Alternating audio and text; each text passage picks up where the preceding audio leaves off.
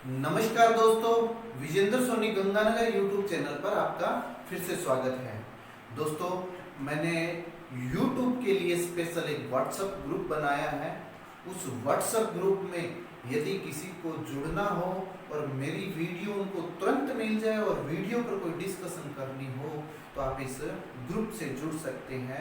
मेरा WhatsApp number मैंने Facebook पर दिया हुआ है, वहाँ से आप उठा करके मुझे मैसेज करेंगे, मैं आपको ग्रुप में ऐड कर दूंगा। ज़्यादा उस पर ना बोलता हुआ मैं सीधा टॉपिक पर आता हूँ कि आज का अपना टॉपिक बहुत महत्वपूर्ण टॉपिक सूर्य ताप से है। सूर्य ताप मतलब इंसोलेशन हमारा आज का टॉपिक है। बहुत महत्वपूर्ण टॉपिक है, चाहे नेट के दृष्टिकोण से देखें, चाहे आईएएस के दृष्टिकोण से देखें, आरएएस, व्याख्याता, वरिष्ठ अध्यापक, रीट, जो भी कंपटीशन है सबके लिए बड़ा महत्वपूर्ण टॉपिक है। चलो तुरंत स्टार्ट करते हैं इसको। सबसे पहले हम देखते हैं कि जीव मंडलीय पारिस्थितिकी तंत्र में यदि ऊर्जा के साधन देखें तो ऊर्जा के साधन क्या क्या हो सकते हैं।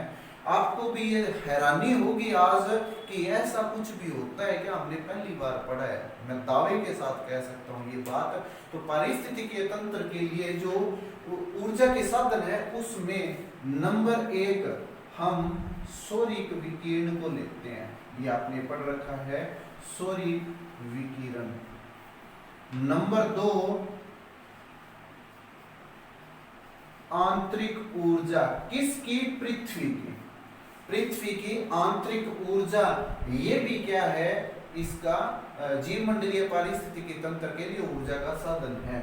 और तीसरा यदि हम देखें तो पृथ्वी का गुरुत्व बल भी है। पृथ्वी का गुरुत्व बल भी है। तो ये 3 साधन है किसके? पारिस्थितिकीय जीव मंडल जो है उसके लिए ऊर्जा के साधन 3 है। इन तीनों में यदि बात करें तो मोस्ट इंपोर्टेंट कौन सा है? सबसे ज्यादा यदि किसी को ऊर्जा मिलती है तो वो कहां से मिलती है? सौरिक विकिरण से मिलती है। आपने ये ध्यान में रखना है, सौरिक विकिरण से सबसे ज्यादा ऊर्जा मिलती है। फिर बात करते हैं कि यदि ऊर्जा की बात करें तो इसके स्थानांतरण को साथ के साथ समझ लेना चाहिए कि ऊर्जा का स्थानांतरण होता कैसे है। मैं एक प्रयोग द्वारा इसको बताने की कोशिश कर रहा हूं, बड़ा कंसंट्रेट होकर के समझना।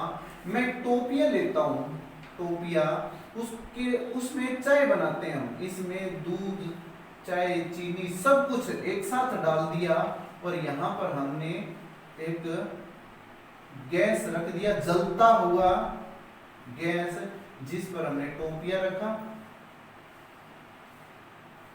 हमने ये काम किया और यहां पर इसको स्टार्ट कर दिया। अब हम कुछ देर बाद देखेंगे तो ये देखेंगे इस टोपिए का जो पैंदा है वो गर्म हो गया है। क्यों हो गया है? इसको वैसा ही महसूस हो रहा है जैसे तपती धूप के अंदर हम सीधे धूप में खड़े हो जाएं, प्रत्यक्ष रूप से सूर्य की किरणें हमारी बॉडी को टच करती है, वैसा ही यहाँ इसके पेंदे को महसूस हो रहा है। तो इसका पेंदा किस विधि से गर्म हो रहा है, ऊष्मा का स्थानांतरण किस विधि से हो रहा है, ये जानना बड़ा महत्वपूर्ण है। तो ये जो पेंदा गर्म हो रहा है ये विकिरण विधि से गर्म हो रहा है। याद रखना इस चीज को। यदि प्रत्यक्ष ऊष्मा का कोई स्रोत हो तो वो कौन सी विधि कहलाती है? वो विकिरण विधि कहलाती है। क्लियर है? अब हम देखते हैं कि कुछ समय बाद में इसका हत्था भी गर्म हो जाता है। ये जो हैंडल है ये भी गर्म हो गया है। ये किस विधि से गर्म हुआ है?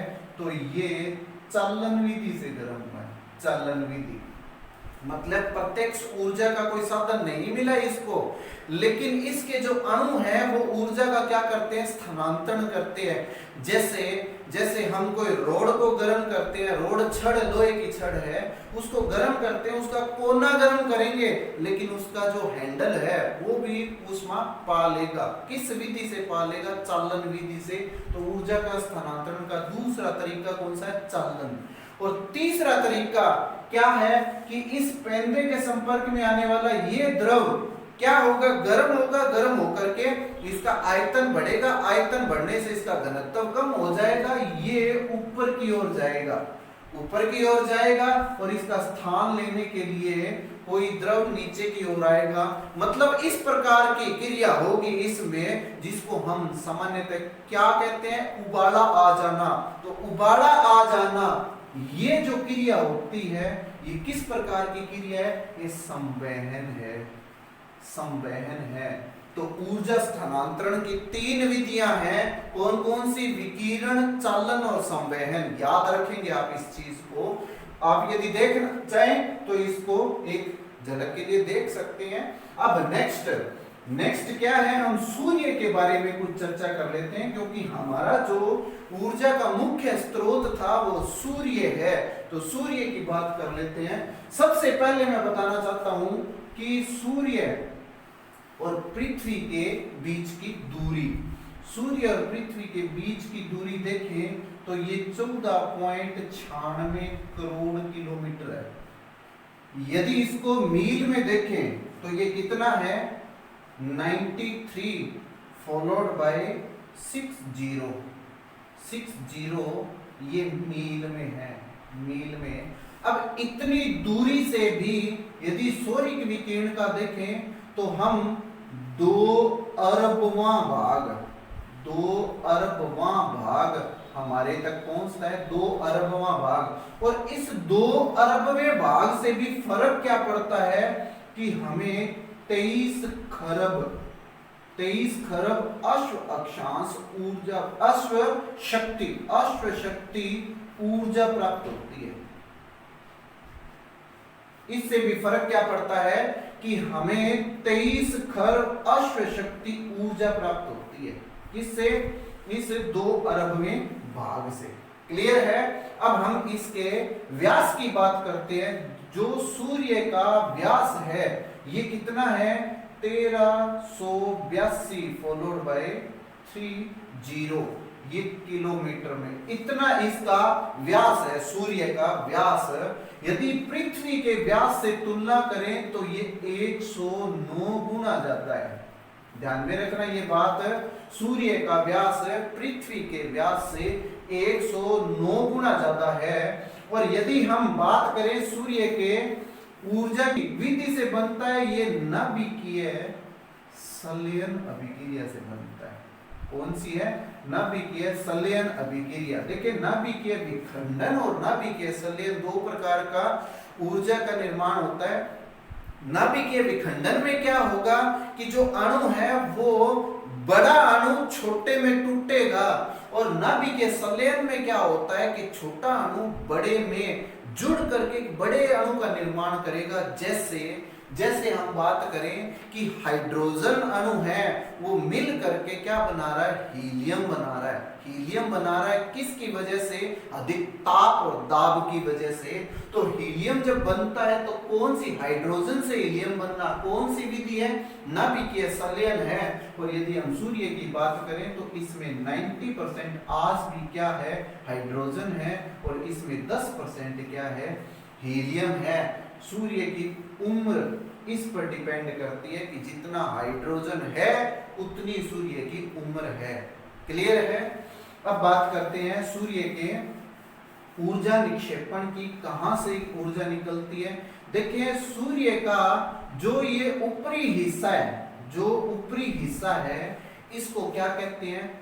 फोटोस्फीयर कहते हैं। फोटोस्फीयर, इसको फोटोस्फीयर कहते हैं। कारण क्या है कि इस ऊपरी सतह से फोटॉन्स निकलते हैं।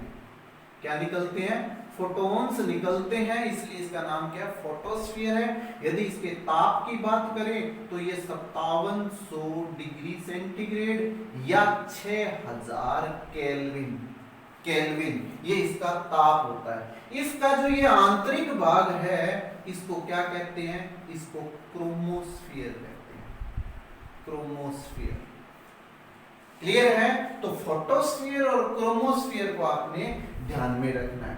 अब यहां से एक एक बिंदु उठाते हैं हम सूर्य के बारे में। देखें, हमने जीवमंडलीय पारिस्थितिकी तंत्र कर लिया, ऊर्जा का स्थानांतरण कर लिया, नाभिकीय संलयन क्या होता है, फोटोस्फीयर, क्रोमोस्फीयर क्या होता है। अब सूर्य के फोटोस्फीयर से जो ऊर्जा निकलती है उसकी विधि कौन सी है? तो विद्युत चुंबकीय तरंग के रूप में निकलती है। ध्यान में रखना, अभी मैं डिटेल से चर्चा करूंगा इसकी।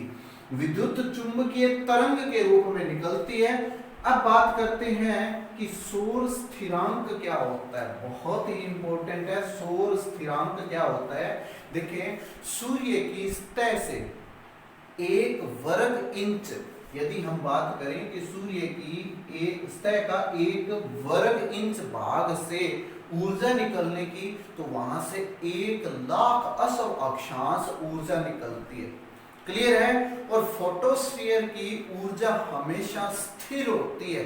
स्थिर होगी, इसका मतलब क्या हुआ कि वो ऊर्जा स्थिर है। तो पृथ्वी के संदर्भ में भी हम इसको नाप के देखते हैं। पृथ्वी के संदर्भ में हम नापते हैं तो पृथ्वी की सतह पर इकाई क्षेत्र में, ध्यान में रखना, ये पृथ्वी की सतह पर इकाई क्षेत्र में जो ऊर्जा हमें सूर्य से प्राप्त होती है वो हमेशा क्या होगी, स्थिर होगी। वो भी स्थिर होगी और उसी ऊर्जा को क्या कहते हैं, सौर स्थिरांक कहते हैं। तो पृथ्वी की सतह पर इकाई क्षेत्र पर सूर्य से प्राप्त ऊर्जा क्या होती है, स्थिर होती है। उसको क्या कहते हैं, सौर स्थिरांक कहते हैं। क्लियर है। अब बात करते हैं कि औसत दूरी मैंने बता दी है, अब ऊर्जा भी मैंने ये बता दी है।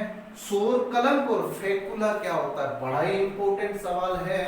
सौर कलंक और फेकुला, यदि हम क्रोमोस्फीयर और फोटोस्फीयर की बात करते हैं तो ये मैंने क्या बताया था, आंतरिक भाग क्रोमोस्फीयर और बाहरी भाग क्या बताया था, फोटोस्फीयर।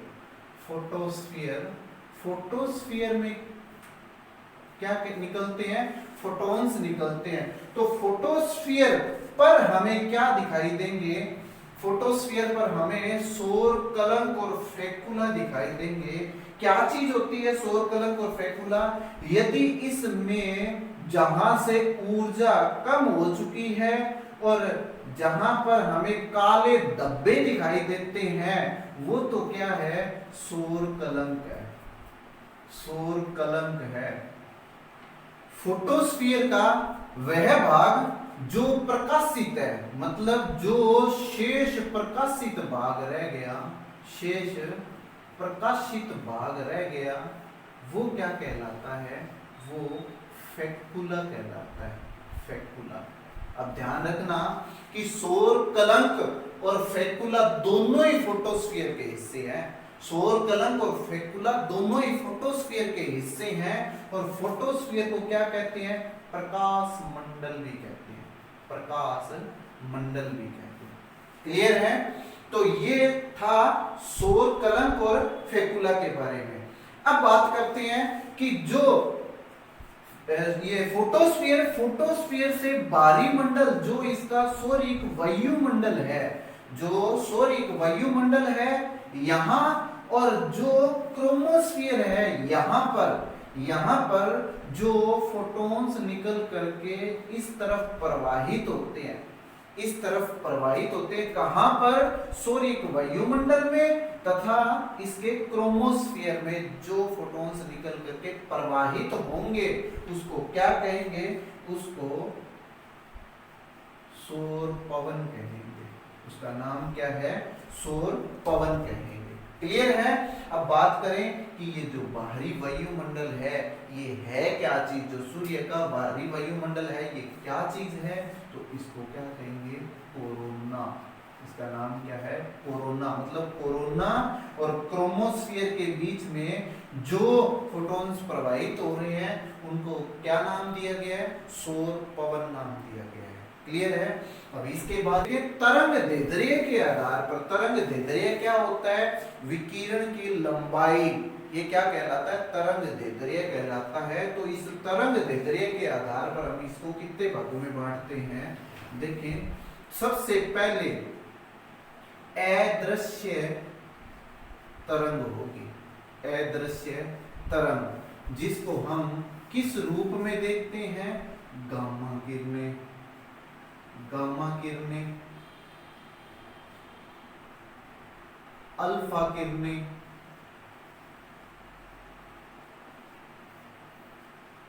बीटा किरणें।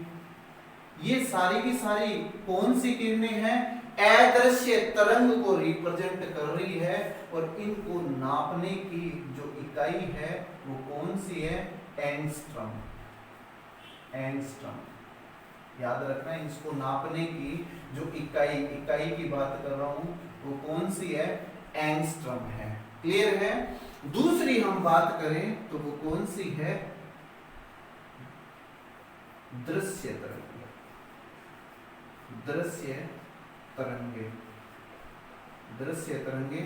दृश्य तरंगों को हम किस रूप में देखते हैं, हम विबग्योर के रूप में देखते हैं। विबग्योर आपने पढ़ा भी होगा, VIBGYOR. VIBGYOR violet, indigo, blue, green, yellow, orange और रेड। अब इसमें ध्यान रखना, यदि मैं यहां से बात करूं तो निरंतर जितनी भी आएंगी इस तरफ तरंग दैर्ध्य बढ़ रहा है, तरंग दैर्ध्य बढ़ रहा है।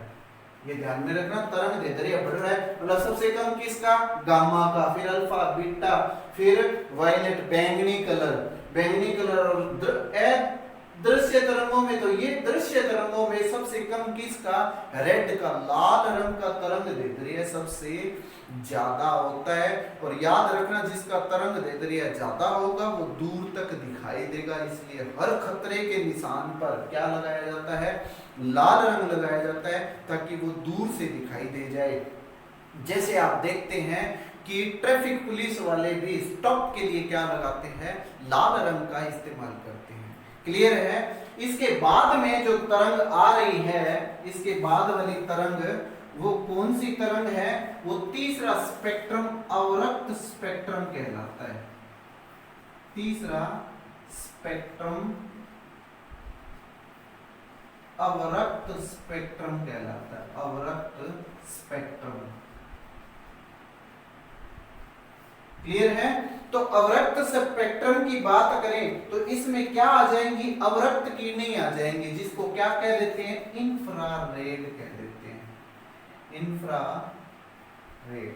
इंफ्रारेड। ठीक है। इसके बाद में जो चौथा स्पेक्ट्रम आता है, अंतिम स्पेक्ट्रम, उसमें दीर्घ तरंगे ये आ गया। इसमें रेडियो तरंगे ये आ गया, रेडियो तरंगे। तो दीर्घ तरंगे और रेडियो तरंगे ये चौथे स्पेक्ट्रम में आएगी और इनका तरंग दैर्ध्य सबसे ज्यादा होगा। क्लियर है। तो ये ध्यान रखना, दीर्घ तरंगे क्या है, देखिए सूर्य से जो आने वाली किरणें हैं वो लघु किरण कहलाती है, लघु किरण या लघु तरंग कहलाती है। जब वो वायुमंडल से या धरातल से टकरा करके वापस जाती है तो वो क्या कहलाएगी, वो दीर्घ तरंग कहलाएगी। उसका नाम क्या होगा, दीर्घ तरंग होगा। क्लियर है। तो ये सूर्य के निकलने वाली जो विकिरण है उसका स्पेक्ट्रम था। क्लियर है। अब बात करते हैं कि कौन कौन से अक्षांशीय आधार पर हमें सूर्य की विकिरण कितनी प्राप्त होती है। यहां मैंने अक्षांशीय आधार पर 10-10 के अंतराल में अक्षांश ये निर्धारित किए हैं, 10-10 के अंतराल में। यदि हम बात करें 0 डिग्री अक्षांश की तो ये कौन सा क्षेत्र हुआ, विषुवतरीय क्षेत्र। यहाँ यदि हम 100% मानते हैं, मैं ये सारा का सारा डाटा प्रतिशत में लेकर के चला जा रहा हूँ कि विषुवतरीय क्षेत्र में यदि 100% है तो वो 10 डिग्री अक्षांश पर 1% कम होगा, 1% कम होगा। इस चीज का विशेष ध्यान रखना है। दूसरा हम बात करें कि 20 डिग्री अक्षांश पर कितना होगा तो ये 95%, मतलब विषुवतरीय क्षेत्र से कितना कम हो गया है, 5% कम हो गया है। यदि हम 30 डिग्री अक्षांश की बात करें तो ये कितना होगा, 88% होगा। यदि हम 40 डिग्री अक्षांश की बात करें तो ये 79% होगा। 50 डिग्री अक्षांश पर ये 68% होगा। 60 डिग्री अक्षांश पर ये 57% होगा। 70 डिग्री अक्षांश पर ये 47% होगा। ये सारी चीजें आपने अच्छी तरह रट लेनी है। क्लियर है। 80 डिग्री अक्षांश पर 43 डिग्री होगा और 90 डिग्री अक्षांश पर ये 42% होगा। इसका ध्यान रखना। अब यही से सवाल बन जाता है कि विषुवतरेखीय क्षेत्र से ध्रुवीय क्षेत्र पर जो विकिरण प्राप्त होती है वो कितने प्रतिशत कम है, तो 58% कम है। यदि कह दें कि कितने प्रतिशत प्राप्त होती है, तो 42% प्राप्त होती है। ये सवाल बड़ा इंपॉर्टेंट बन जाता है। अब हम बात करते हैं कि सूर्य की विकिरण को प्रभावित करने वाले कारक कौन से हैं। तो मैंने यहाँ पर कुछ कारक लिखे हैं, एक एक की बात करते हैं। सबसे पहले सूर्य की किरणों का तिरछापन। देखें, सूर्य की किरणों का जो सीधापन रहता है, मतलब जहां पर सूर्य की किरणें समकोण होती है, वो क्षेत्र कौन सा होता है? उत्तरी गोलार्ध में देखें तो कर्क रेखा और दक्षिणी गोलार्ध में देखें तो मकर रेखा। मतलब कर्क रेखा से मकर रेखा के बीच का क्षेत्र है, वही क्या कहलाता है? सूर्य की विकिरण के लंबवत होने का क्षेत्र कहलाता है। इसको कहते हैं अयनवर्ती क्षेत्र। मतलब इस क्षेत्र में क्या होगा? सूर्य की किरणें सीधी हो पाएंगी। देखिए, सूर्य की विकिरण के आधार पर हम यदि अक्षांशीय आधार पर विभाजन करें तो 3 विभाजन हो सकते हैं। 3 विभाजन कौन कौन से? पहला तो 0 से लेकर के और 30 डिग्री के बीच का क्षेत्र। 0 से 30 डिग्री के बीच का क्षेत्र, ये क्या कहलाते हैं? निम्न अक्षांश कहलाएंगे अक्षांशीय आधार पर। यदि हम 30 से 60 की बात करें तो ये मध्य अक्षांश कहलाएंगे, मध्य अक्षांश। और यदि हम 60 से 90 की बात करें, 60 से 90 की बात करें तो ये उच्च अक्षांश कहलाएंगे, उच्च अक्षांश। क्लियर है? तो हम केवल निम्न अक्षांश में ही क्या देखते हैं? सूर्य की किरणें समकोण होते हुए देखते हैं, वो भी कहां से कहां तक? कर्क रेखा से मकर रेखा के बीच में। तो यहाँ पर जो सूर्य की विकिरण प्राप्त होगी वो हमें सबसे ज्यादा प्राप्त होगी, और यहाँ पर मध्यम होगी और यहाँ पर सबसे कम होगी। मतलब उच्च अक्षांशों में सूर्य की विकिरण की मात्रा सबसे कम होती है। मैं पीछे बता के भी गया हूँ कि यदि विषुवतरेखा क्षेत्र में मैं 100% मानूं तो ध्रुवीय क्षेत्र में वो कितने प्रतिशत होगी? केवल 42% ऊर्जा हमें प्राप्त होती है। 80 पर कितनी? 43%। तो ये ध्यान में रखना है। क्लियर है? क्या है कि पृथ्वी से सूर्य की दूरी, ये पूछी गई, पृथ्वी से सूर्य की दूरी यदि हम देखें तो 3 जनवरी को उपसौर होता है। उपसौर मतलब सूर्य पृथ्वी के नजदीक होता है, और 4 जुलाई को अपसौर की स्थिति होती है। अपसौर की स्थिति होती है। तो यहाँ पर सूर्य पृथ्वी से दूर होता है। देखिए, बड़ा संयोग है ये। यही कारण है कि पृथ्वी पर जीवन संभव है। ये बहुत बड़ा कारण है। क्या? वैसे तो पृथ्वी पर जीवन संभव होने का सबसे बड़ा कारण तो यहाँ ऑक्सीजन और जल की मात्रा है, इसलिए माना जाता है। ये भी कारण है, कारण कि यहाँ पर जितनी गर्मी होनी चाहिए 4 जुलाई को, उससे 7% गर्मी कम होती है, क्योंकि सूर्य पृथ्वी से दूर है। 3 जनवरी को जितनी सर्दी होनी चाहिए उससे 7% सर्दी कम पड़ती है, क्योंकि सूर्य पृथ्वी के नजदीक होता है। क्लियर है? तो ये भी क्या करते हैं? सूर्य की विकिरण को प्रभावित करते हैं। फिर सौर कलंक की बात कर लें। सौर कलंक मैंने फेकुला और सौर कलंक बताया था। यदि सौर कलंक है, इसका मतलब वहां सूर्य का ताप कम है, सूर्य का ताप कम है। और मैंने फोटोस्फीयर पर ताप कितना बताया था? 6000 केल्विन बताया था, मतलब 5700 डिग्री सेंटीग्रेड। यदि सौर कलंक है तो उसका ताप लगभग 1500 डिग्री सेंटीग्रेड कम होगा। 1500 डिग्री सेंटीग्रेड कम होगा, इसका मतलब सूर्य ताप को प्रभावित करता है क्या? सूर्य कलंक। क्या चीज है ये?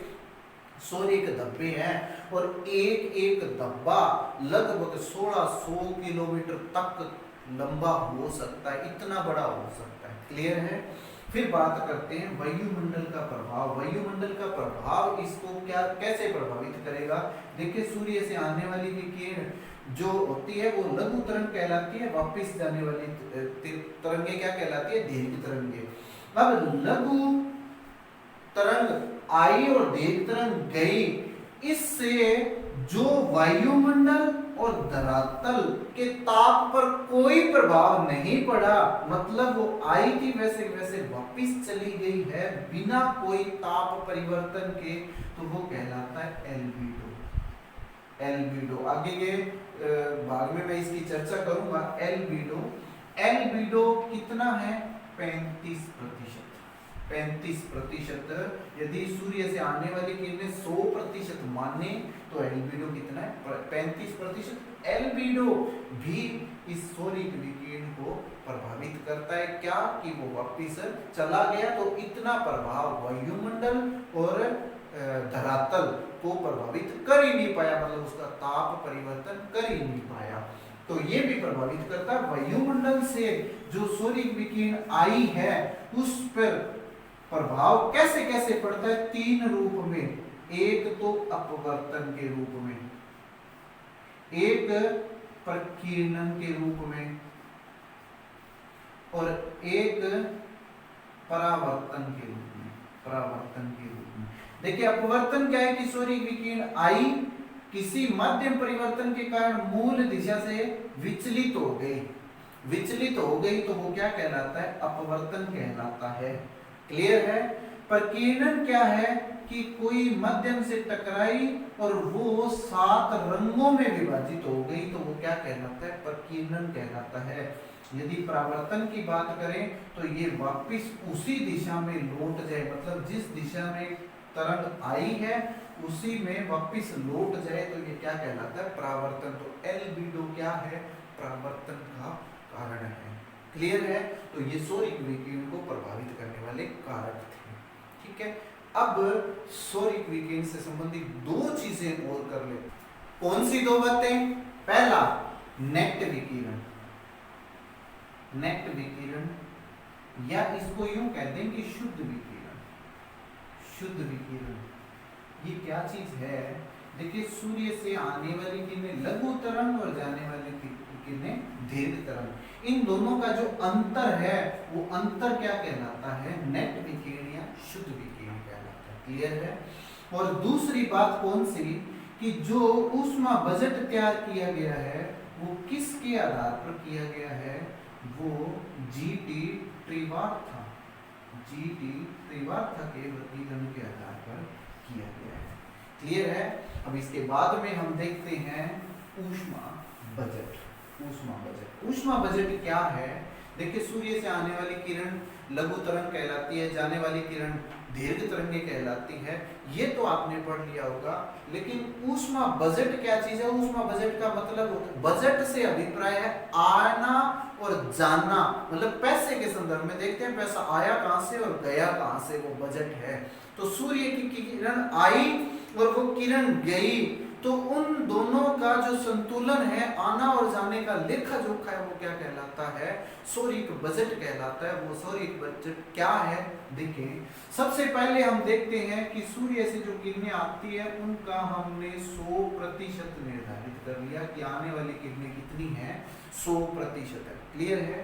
अब जो किरणें आ रही है उनको सबसे पहले हमने विभाजित किया एल्बिडो के रूप में। एल्बिडो के रूप में जो कितनी होती है? 35% होती है। एल्बिडो कितना है? 35% है। क्लियर है? अब एल्बिडो में 27% तो बादलों द्वारा परावर्तन है। 27% क्या है? बादलों द्वारा परावर्तन है। 2% क्या है? धरातल द्वारा परावर्तन है। पृथ्वी के धरातल द्वारा परावर्तन कितना है? 2% है। और 6% परावर्तन किसके द्वारा है? धूल कणों के द्वारा है। तो एल्बिडो का जो 35% बनता है वो कैसे बनता है कि 27% बादलों द्वारा परावर्तन, 2% धरातल द्वारा और 6% धूल कणों द्वारा परावर्तन हो गया। तो 35% ना तो वायुमंडल को गर्म कर पाएगी और ना ही धरातल को गर्म कर पाएगी। क्लियर है? अब इसमें से कितना रहा?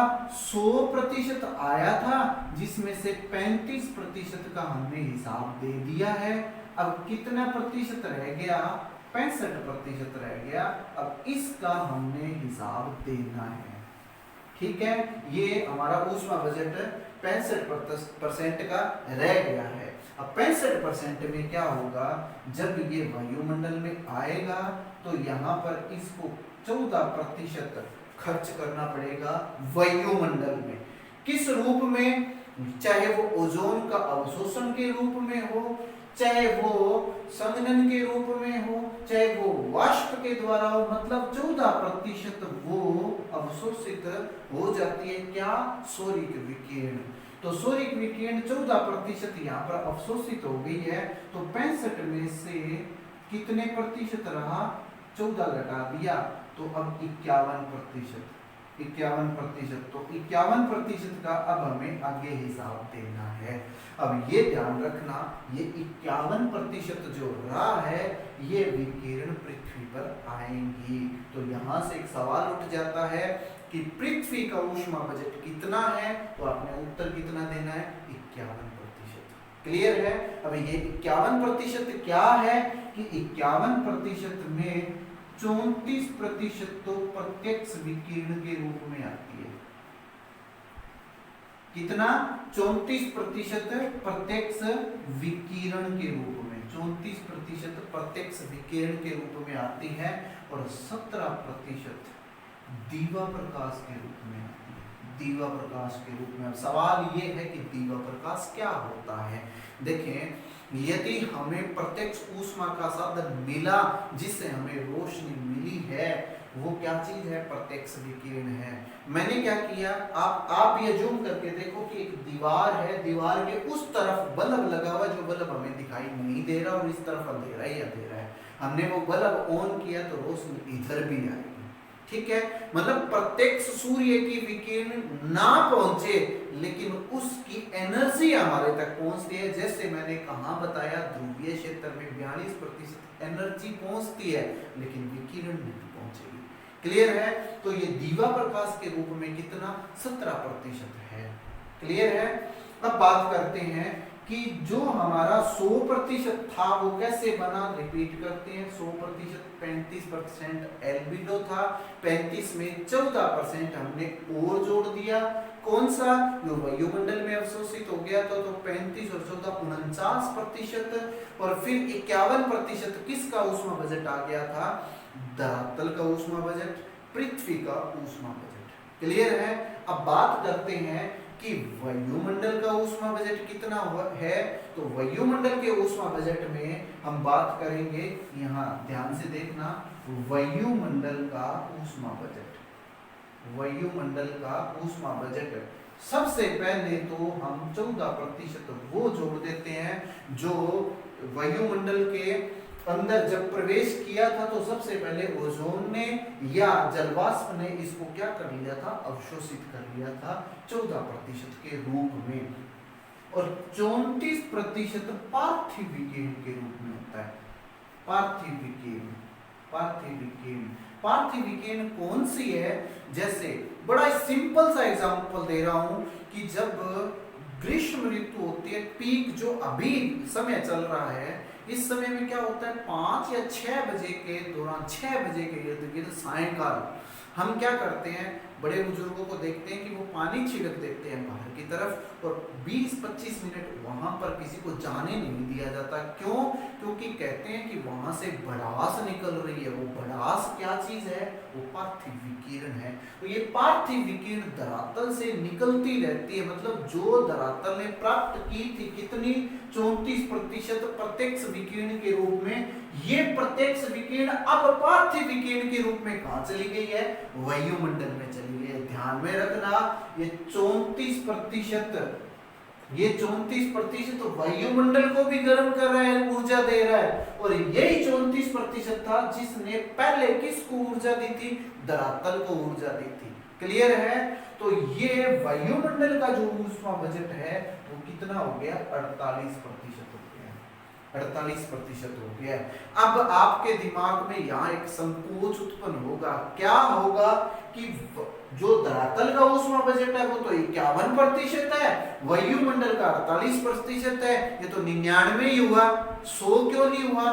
तो ये ऐसे नहीं गणना करनी है आपने। आपने गणना क्या करनी है कि यहाँ भी 34 जुड़ा है और यहाँ भी 34 जुड़ा है, तो 34 एक जगह ही जोड़ना है। तो यहाँ जोड़ लिया 51 है, यहाँ से 14 उठाओ सीधा, 14 उठाया तो 51 और 14 कितना हुआ 65, 35 एल्बिडो जोड़ दो 100 हो गया। तो ये ध्यान में रखना, ये संकोच उत्पन्न होगा आपके दिमाग में। अब बात करते हैं कि जो 51% था वो 51% लगा कैसे, कहां खर्च हो गया, वो 51% कैसे कहां खर्च हो गया उसकी बात करते हैं। देखें 51% में ये जो पृथ्वी का 51% है, इसमें खर्च होने के संदर्भ में देखते हैं खर्च हुआ कैसे। 23% तो प्रत्यक्ष विकिरण के रूप में, 23% प्रत्यक्ष विकिरण के रूप में कहा चला गया, वायुमंडल में चला गया। 9% संवहन के रूप में, 9% संवहन के रूप में, और 19% वाष्पीकरण के रूप में ये ऊर्जा काम आ गई। तो ये 51% का हमने लेखा जोखा पृथ्वी के संदर्भ में ले लिया है। अब क्या होगा ये ध्यान रखना, ये संवहन जो हुआ है ये 9% वायुमंडल में भी काम आएगा, क्योंकि 34% यहीं पे है, तो ये वाला वायुमंडल में भी काम आएगा। और ये 19% जो वाष्पीकरण है, इसको क्या कहते हैं, संघनन की गुप्त ऊष्मा के रूप में वायुमंडल में भी काम आएगा। क्लियर है? तो वायुमंडल का हम लेखा जोखा देखें तो 14% तो क्या था, जो सीधा अवशोषण कर लिया था। 14% सबसे पहले अवशोषण किया था। फिर हम बात करते हैं 6% की, जो कहां से प्राप्त कर रहा है, पृथ्वी की सतह से प्राप्त कर रहा है, पृथ्वी की सतह से प्राप्त कर रहा है, वायुमंडल जो खर्च कर रहा है वो। और 9% मैंने यहां बताया ही था कि किसके द्वारा हो गया है, संवहन के द्वारा यहाँ पर काम आ गया है, मतलब ये बादल वगैरह बनने के रूप में। और यहाँ पर 19% जो वाष्पीकरण हुआ था वो यहाँ पर संघनन की गुप्त ऊष्मा के रूप में काम आ जाएगा, संघनन की गुप्त ऊष्मा। एल्बिडो के बारे में एक चीज ध्यान में रखना कि एल्बिडो सबसे ज्यादा होता कहां पर है, ये सवाल बड़ा रिपीट होता है। एल्बिडो का सबसे ज्यादा यदि हम देखें क्षेत्र तो वो हिमाच्छादित क्षेत्र होता है, हिमाच्छादित क्षेत्र में एल्बिडो सबसे ज्यादा होता है। और हिमाच्छादित की भी बात करें तो कहां, ताजा हिम पर सबसे ज्यादा एल्बिडो होगा, ताजा हिम पर। क्लियर है? इसके साथ बहुत सारे ऑप्शन आते हैं, जैसे घास का मैदान हुआ, रेत हुआ, तो ये ध्यान में रखना है कि सबसे ज्यादा एल्बिडो कहां पर होगा, हिमाच्छादित क्षेत्र में होगा। क्लियर है? तो ये था हमारा ऊष्मा बजट। अब बात करते हैं इसकी एक्सरसाइज। यस, अंतिम दौर में करते हैं इसकी एक्सरसाइज। पहला सवाल, इंसुलेशन पृथ्वी सतह पर किस रूप में पहुंचता है, बड़ा सोच समझ के उत्तर देना है। पहला लघु तरंग के रूप में, दूसरा दीर्घ तरंग के रूप में, तीसरा सूक्ष्म तरंग के रूप में, या चौथा लॉरेंज वक्र के रूप में। सोच समझ के उत्तर देना। दूसरा सवाल, सबसे कम एल्बिडो कहां होता है, ताजा बर्फ में, दर्पण में, ज्योति हुई भूमि में, या घने बादल में। ध्यान से उत्तर देना इसका। तीसरा, वायुमंडल गर्म होता है लघु तरंग से, ज्वालामुखी से, जैव पदार्थ से, या दीर्घ तरंग से। चौथा सवाल, ये सवाल नहीं है, ये मेरे द्वारा बताया गया वो सेंटेंस है जो मैं इस वीडियो के दौरान बता नहीं पाया था। देखें, सूर्य का प्रकाश पृथ्वी पर पहुंचता है 8 मिनट 16.6 सेकंड में। ठीक है। पांचवा सवाल, सूर्य से संचालित ऊर्जा है, विकिरण है कि सूर्य ताप है, बिजली धारा अवरोध है कि पृथक्त्व है। छठा सवाल बहुत इंपॉर्टेंट है, जब जल वाष्पीकृत होता है तो जल को वाष्पीकृत करने में प्रयुक्त ऊर्जा कौन सी है। सोचना, मेरे वीडियो के दौरान मैंने बताया था, वाष्पीकरण होने पर अगल बगल की हवा को गर्म करती है, दूसरा पुनः कभी भी उपलब्ध नहीं होती है, तीसरा वाष्पीकृत जल अणु में प्रच्छन्न ऊर्जा के रूप में जमा होती है, और चौथा नष्ट हो जाती है। तो बड़ा सोच समझ करके इनका उत्तर देना है। उम्मीद है आपको वीडियो बहुत पसंद आई होगी। फैला दो इसको, एक काम करना है